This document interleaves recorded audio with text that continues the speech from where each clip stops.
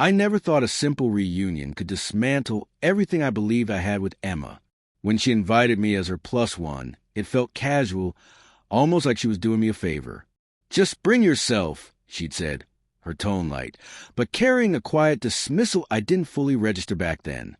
I brushed it off, convincing myself I was overthinking, though somewhere deep inside, a quiet alarm had already begun to ring.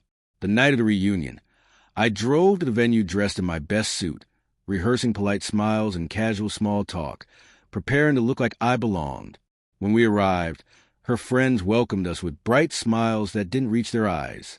Beneath the laughter and warmth, I caught the flickers of whispered words and sidelong glances that stung sharper than I wanted to admit.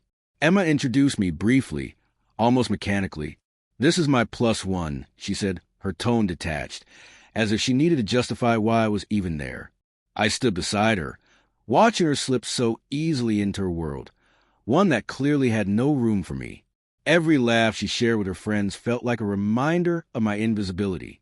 When a few people tried to draw me into conversation, she redirected it smoothly, as if my voice would interrupt the rhythm she wanted to maintain. I smiled through it, sipped my drink, and played my part, the quiet observer, the background presence. But by the end of the night, one truth became painfully clear. The reunion wasn't about us. It was about her, about showing the world something, or someone that didn't include me. I wasn't her partner that night. I was her accessory. We left in silence. I waited for her to say something, anything, to acknowledge what had just happened, but she stayed buried in her phone, scrolling detached, as if the night hadn't carved something deep into me. The tension sat between us, unspoken but heavy, like a storm waiting to break. When I woke the next morning, I expected a conversation. Instead, she was gone. Her phone was off, my messages unanswered. Each unread text felt like another confirmation of what I already knew. She had decided, quietly and deliberately, that I no longer existed in her story. I spent the morning replaying the night before, her tone, her laughter, her dismissive introductions. It wasn't just carelessness. It was intention, a slow erasure. The realization hit harder than I expected. I wasn't part of her narrative anymore. I was a placeholder, a convenience, someone to stand beside her without taking up space. I wandered through our apartment that afternoon, noticing the small details I had ignored for years, the clutter that was only hers, the empty frames that once held meaning, the silence that had settled between us long before that night. Every little thing whispered the same truth. I had already been replaced not by a person, but by indifference. By evening, sorrow gave way to clarity. I wasn't angry anymore. I was done waiting for acknowledgement from someone who had already stopped seeing me.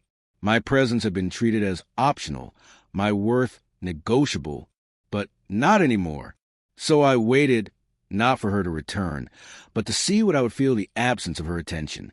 When she finally came back the next morning, she didn't apologize or even mention the reunion.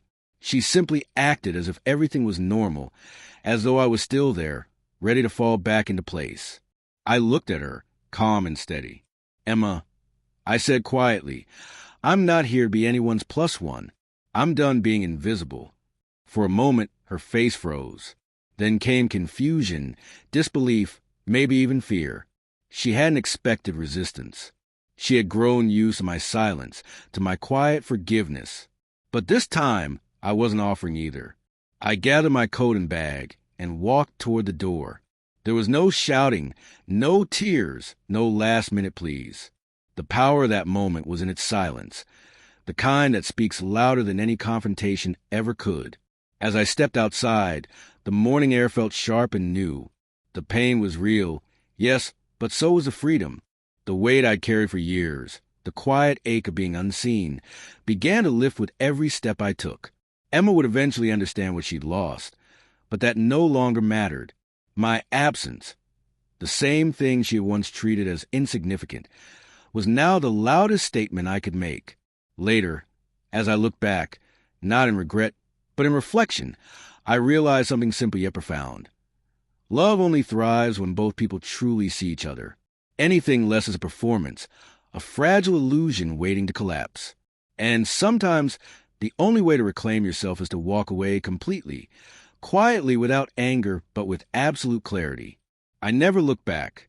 And in that silence, I finally found something I hadn't known I was missing all along: the peace of being seen by myself.